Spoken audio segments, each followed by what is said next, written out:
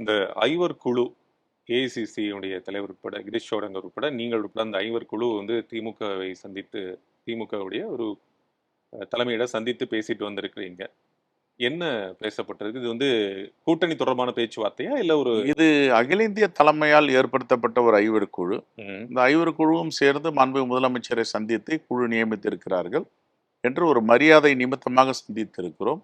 அவர்கள் இப்போது குழு அமைக்க இருக்கிறார்கள். அந்த குழு அமைத்தவுடன் அவர்களுடன் சேர்ந்து பேசுவோம். அது அவங்களே இன்னும் குழு அமைக்கல. அதுக்குள்ள காங்கிரஸ்ல இருந்து போய் சந்தித்து விட்டு வந்திருக்கா. அப்ப இது வந்து ஒரு செட் பண்ற மாதிரியான ஒரு விஷயமா? நம்ம வந்து காங்கிரஸ் கூட திமுக கூட்டணியில் இருக்கோம் இல்லை, அப்படிங்கிறத இது உறுதிப்படுத்தக்கூடிய பல விஷயமா? வியூகங்கள், பல என்ன சொல்றதுன்னா புரளிகள், வதந்திகள் எல்லாம் பரவிட்டு இருக்கு. என்ன புரளி இந்தியா வதந்தி? கூட்டணி வலிமையா இருக்கு. ம், இதை சேர்ப்பதற்காக, இதை ஒழிப்பதற்காக சில கூட்டங்கள் வேலை பார்த்துட்டு இருக்கு. ம், இல்ல, இந்தியா கூட்டணி வலிமையா இல்ல, இந்தியா கூட்டணின்றது உடைஞ்சு போச்சு, ம், இந்தியா கூட்டணின்றது இல்ல, மறுசீரமைப்பு பண்றாங்க, வேற இயக்கங்களோட கூட்டணி வைக்கிறாங்க, அப்படிலாம் ஒரு வதந்தி.